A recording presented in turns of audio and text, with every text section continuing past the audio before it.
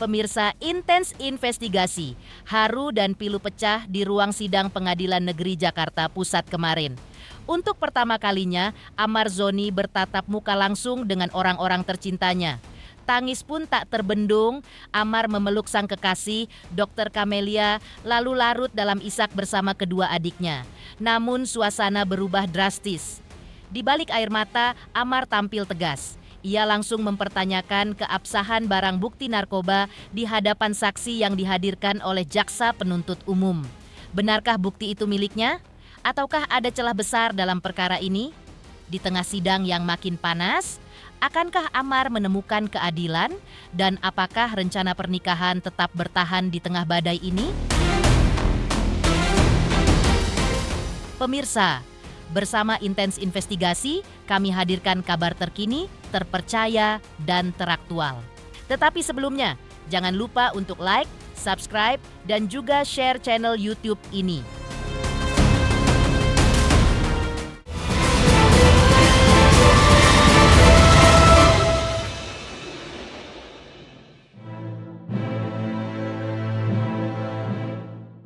Haru dan pilu menyelimuti ruang sidang Pengadilan Negeri Jakarta Pusat dalam persidangan kasus narkoba yang menjerat Amar Zoni kemarin. Momen yang selama ini hanya bisa dijalani secara daring dari balik jeruji Nusa Kambangan, akhirnya berubah menjadi pertemuan nyata yang penuh air mata.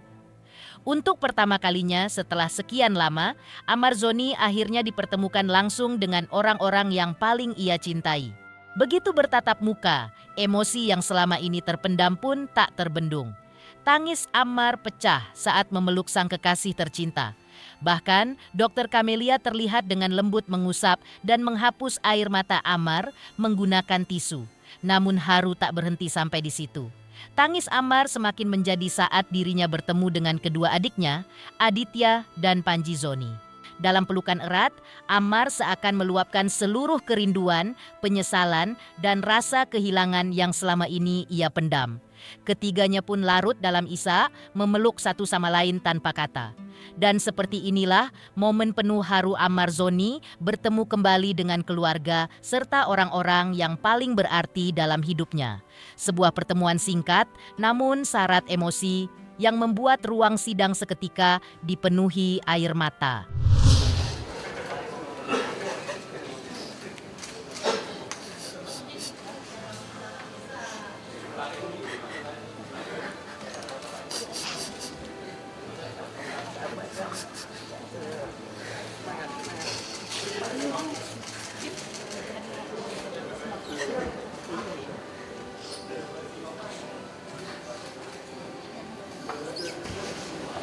Kira adek gue nggak datang. Gak bisa kan? Udah loh.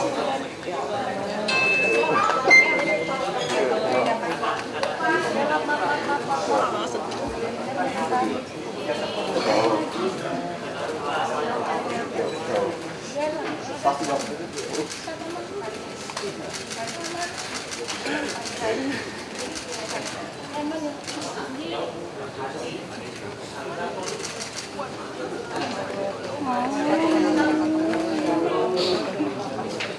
Sehat kalian semuanya.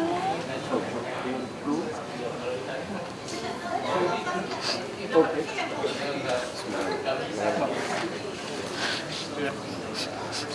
Kuat semuanya kuat ya.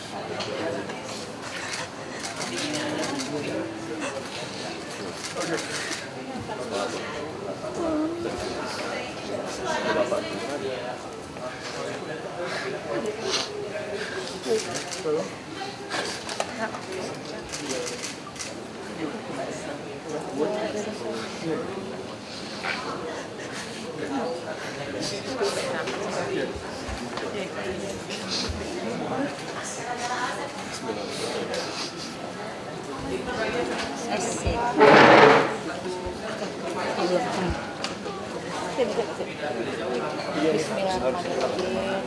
Bebas semuanya, semuanya harus bebas.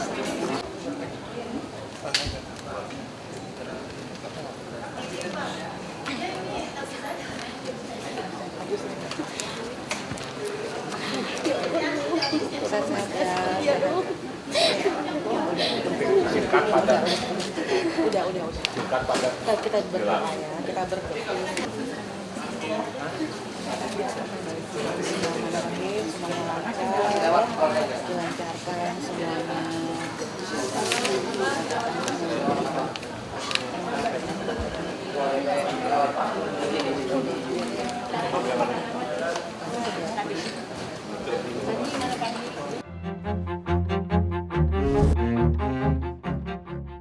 Namun, di balik deru tangis yang menyayat hati, suasana persidangan seketika berubah panas dan mencekam. Tak ada lagi kelembutan, yang ada hanyalah ketegasan sang aktor yang mencoba mencari keadilan. Ruang sidang mendadak menegang saat Amar Zoni secara langsung bertanya kepada saksi yang dihadirkan oleh jaksa. Dengan tatapan tajam dan nada bicara yang mendesak, Amar mempertanyakan keabsahan bukti narkoba yang dituduhkan sebagai miliknya. Amar tak gentar.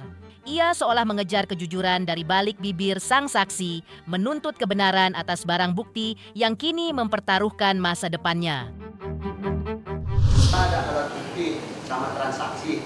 Kalau barang yang 100 gram saya yang diterima sama dari saya untuk diperjualbelikan. Ada nggak bukti bahwa transaksi dari Amar ke dia gitu? Kalau barang itu buat dijual, ya mulia. Apa untuk barang itu dijual? Apa ada alat bukti transaksinya? Ada nggak alat bukti? Yang saksi tahu aja ada nggak? Ada nggak? Dari percakapan dihapus, tapi dari pengakuan kata-katanya diakui dia itu barang dapat dari si Amar Zoni itu. Dari ini ya. Dari saudara Ali Paldi. Siap. Apa yang nggak dibuka ya? Apa yang kita buka tapi dia Mana ada pertanyaan? Terima kasih yang mulia. Ya. Untuk saudara saksi, iya waktu itu apakah saudara saksi yang memang mem-BAP saya? tidak. Apakah memang ada bukti yang jelas kalau memang saya menyampaikan seperti yang tadi dikatakan? Dari mana? Apakah ada Bukti yang jelas dalam arti yang begini yang mulia, 100G. Ya kan, tadi 100G yang disampaikan, saya pengakuan seperti itu. Apakah bisa dibuktikan memang bahannya ada? barang 100-nya itu ya? Iya. Ada nggak? Ada apa nggak? Siap bukti. Pada saat itu ada untuk pembuktian Nggak. bahwa barang itu milik si Amar Zoni. Ada nggak barangnya saksi? Rekaman Barangnya dulu ada nggak? barangnya. Oh. Untuk barangnya saat itu sudah dijual berarti. Saya berarti nggak ada gitu. Nggak ada, saudara. Nggak ada 100-nya tuh nggak ada. Terus ada lagi pertanyaan? Kalau ada Saya berbicara itu waktu itu bagaimana perlakuannya, yakin tidak melakukan kekerasan. Yakin tidak ada kekerasan. Pak Amar Zoni. Bapak disumpah loh. Ini kami berlima bisa bersaksi loh. Apa tidak ada penyetruman? Pasti tidak ada. Tidak ada penyetruman, tidak ada penekanan, tidak ada pemukulan. Jadi semua berlima, kita bisa tolong Pak Yang Mulia dihadirkan CCTV Yang Mulia. Karena di situ ada CCTV. Ya, di situ ada CCTV, kita dibawa tekanan, dipukuli, dan disetrum, dipaksa untuk mengaku. Kita pastikan tidak ada kekerasan itu. Makanya kami meminta untuk dihadirkan CCTV Yang Mulia dari pihak rutan. Tadi bilangnya tanggal 3 Januari. Di situ ada CCTV. Nggak ada mungkin kalau nggak ada CCTV. Jadi saya meminta pengakuan, saya memang mengaku seperti itu, yang ada di video itu, ya kan? Tapi pertanyaannya, pengakuan saya itu berdasarkan dari tekanan yang dimana ya CCTV bisa membuktikan itu semua. Apakah saudara saksi tahu kalau dari tim Polsek Cempaka Putih Kanit yang meminta kami untuk menyiapkan dana 300 juta? Jawabannya mudah, tahu atau tidak? Tidak tahu. Ya, sudah. Siap. Usai drama air mata dan ketegangan di ruang sidang, kuasa hukum Amar Zoni akhirnya angkat bicara dengan nada yang menohok. Tak main-main, sang pengacara membidik tajam keterangan saksi yang dianggap penuh lubang dan keraguan. Bagaimana tidak, jawaban saksi yang kerap mengaku lupa ditambah absennya surat tugas hingga berita acara dinilai sebagai sebuah cacat hukum yang nyata. Tak berhenti di situ, sang kuasa hukum dengan lantang mempertanyakan bukti fisik yang ada. Baginya, tak ada satupun bukti yang secara langsung menunjukkan barang haram tersebut berada di genggaman tangan Amar Zoni. Sebuah celah besar yang kini menjadi harapan sang aktor untuk bebas dari jerat tuduhan. Ya kalau penjelasannya kan kualitas saksinya kan tidak memadai lah, nilai pembuktiannya menurut kami kurang. Kan banyak nggak tahu. Saksi kuncinya kan tadi dari pihak lapas, otomatis ya yang menggeledah kan dia. Satu penggeledahan juga nggak ada surat tugas, kemudian kan nggak ada saksi, nggak ada berita acaranya, itu kan cacat hukum. Itu pendapat kita. Kemudian juga kita lihat juga dari polisi kan cuma penangkapan, ya kan? Penggeledahan mereka kan nggak ke tempat, mana tahu dia barang itu udah ada di kantor, jadi disangsikan lah.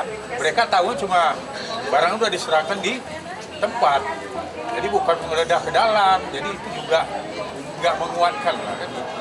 Ini kan ada penyiksaan katanya kan, nah ini kan perlu diselidiki. Berarti kan berita acara yang dengan penekanan, dengan siksaan itu kan udah pelanggaran SOP juga dan pelanggaran juga di Perkap Kapolri juga tentang HAM. Kalau ini pun nanti ya terbukti ya, berarti semua terbukti. Jadi menurut pendapat saya, satu pun nilainya kualitas saksinya belum ada.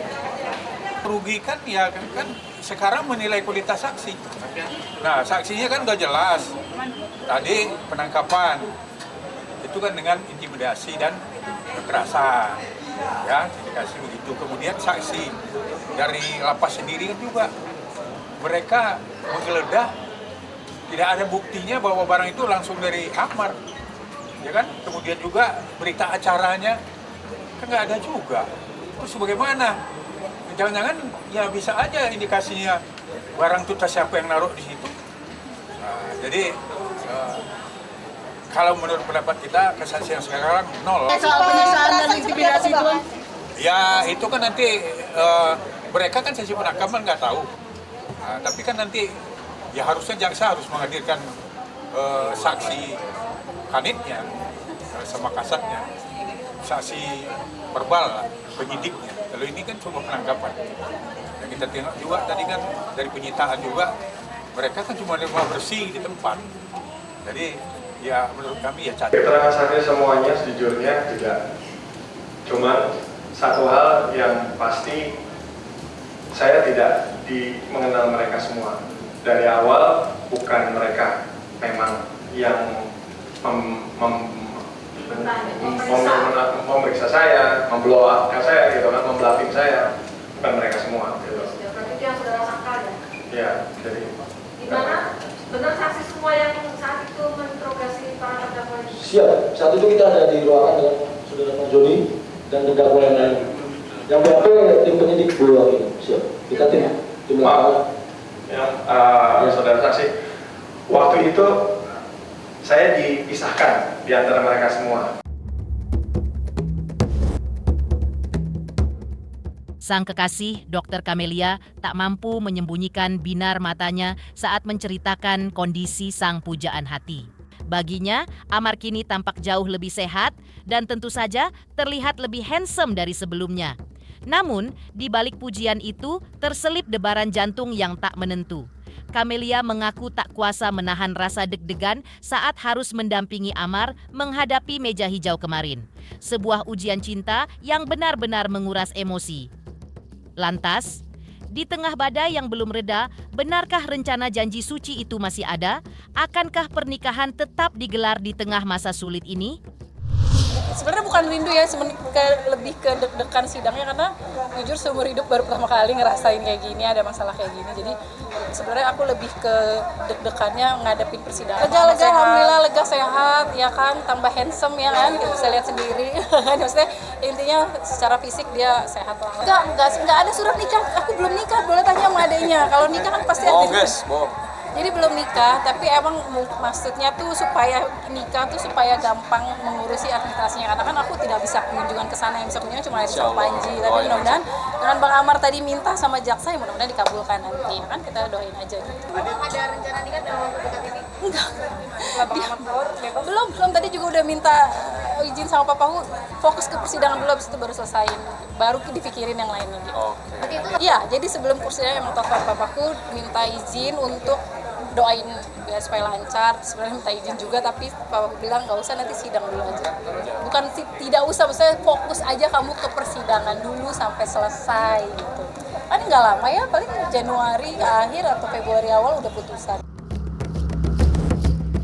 Selanjutnya, seperti apa pula Aditya Zoni mengungkapkan obrolan yang dibicarakan saat Ammar menangis, di mana Ammar meminta maaf kepada adik-adiknya atas perbuatannya selama ini.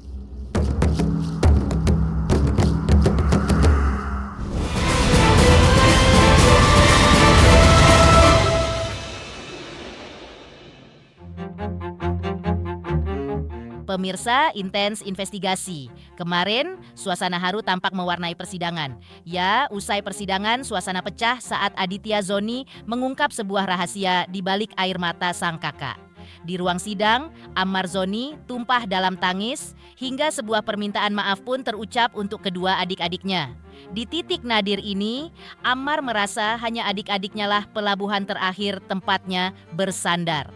Mengingat kedua orang tuanya kini telah tiada. Melihat Ammar yang begitu emosional, Aditya Zoni pun tak henti terus memberikan dukungan moral dan mengingatkan sang kakak untuk tetap teguh dalam ibadah serta meyakini bahwa proses hukum ini akan segera usai. Namun di balik keharuan itu, terselip sebuah kekecewaan mendalam. Aditya Zoni menyayangkan adanya dugaan intimidasi dalam proses BAP yang dialami sang kakak. Sebuah pengakuan mengejutkan yang memicu tanda tanya besar. Seperti inilah penuturan Aditya Zoni selengkapnya. Kalau memang itu yang terjadi sangat disayangkan ya. Betapa hancurnya berarti negeri ini gitu loh. Kalau pengakuannya itu dengan penuh intimidasi. Ya kan? Jadi kan yang di BAP itu kan berarti bukan bukan omongan dari Bang Ammar secara free, secara bebas, tapi ada intimidasi di dalamnya kan. Jadi sih aku sangat menyayangkan. Ini baru pertama kali aku tahu. Sebelum kan waktu dari pas mereka BAP, Bang Ammar BAP kan udah nggak ada lagi hubungan lagi, udah nggak ada kontak-kontakan lagi. Jadi baru tahu kayak gitu. Jadi nggak ada, cuman bilang cuman kalian doang yang gue punya. Jadi ya maafin gue ya kata dia, support gue kata dia. Itu doang sih, maafin gue, jangan lupa sama anak-anak gue gitu. Ya karena Bang Ammar minta maaf terus dari tadi kan, kayak nggak bisa nemenin kita di luar dan segala macam kan. Maksudnya kayak yang benar-benar dia miliki sekarang kan yang keluarganya kan cuma kayak aku doang sama Panji kan. Bapak juga udah nggak ada, mama juga udah nggak ada. Jadi yang menemani langkah Bang Ammar setiap saat itu kan selalu kita berempat lah, selalu kan, dari kita liburan, dari kita tinggal bareng segala macam. Dan sekarang itu semua tidak ada, mungkin itu yang membuat Bang Ammar emosional sekali.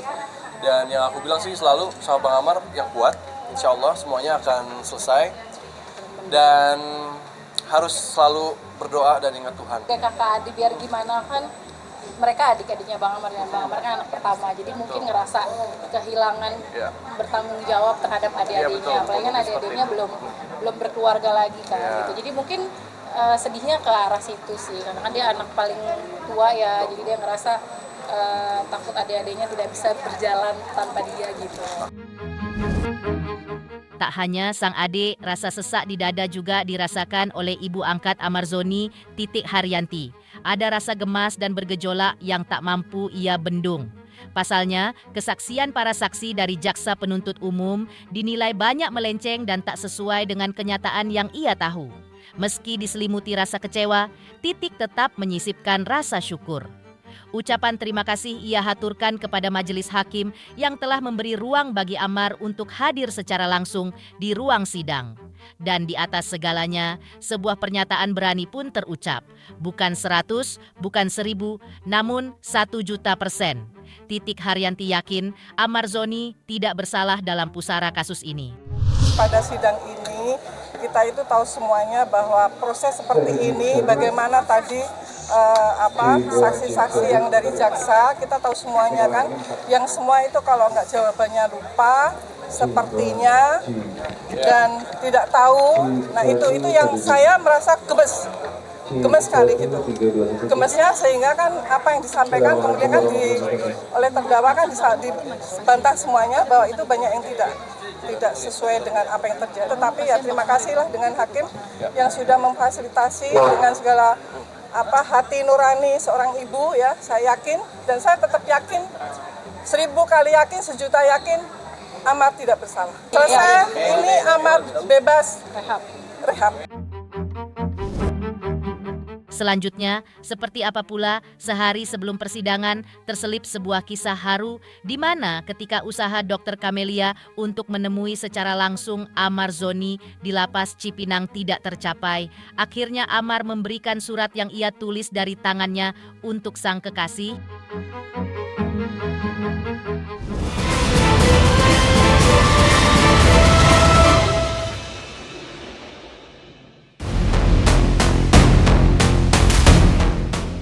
Pemirsa Intens Investigasi, sehari sebelum persidangan terselip sebuah kisah yang menyayat hati namun penuh harap.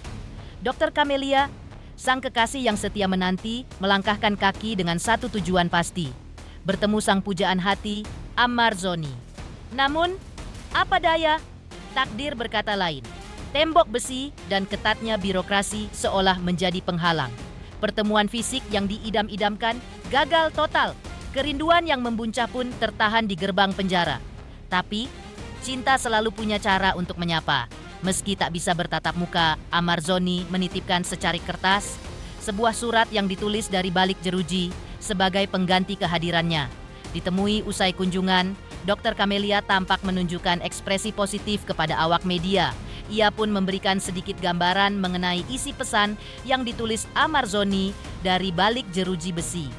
Aku nggak bisa ketemu karena kan balik lagi aku bukan keluarganya Bang Ammar. Jadi tadi kesini emang bawain persiapan buat persidangan Bang Ammar besok. Jadi titip ke Om John.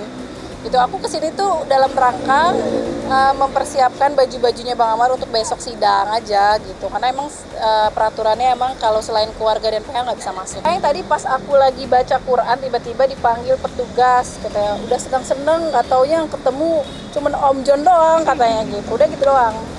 Oke. Udah. Yang lain no aku belum bisa bacain ya. Nanti aja. Surat itu ditulis barusan berarti? Baru, karena aku nitip surat juga tadi sama Om John. Masih surat buat semangatin dia. Besok kan juga kita ketemu. Pemirsa Intens Investigasi, jangan lupa saksikan terus Intens Investigasi. Dan pastikan, jangan lupa untuk like, subscribe, share, dan juga komen. Tim redaksi Intens Investigasi juga mengucapkan banyak terima kasih kepada semua subscribers hingga channel Intens Investigasi kini menuju 4 juta subscribers.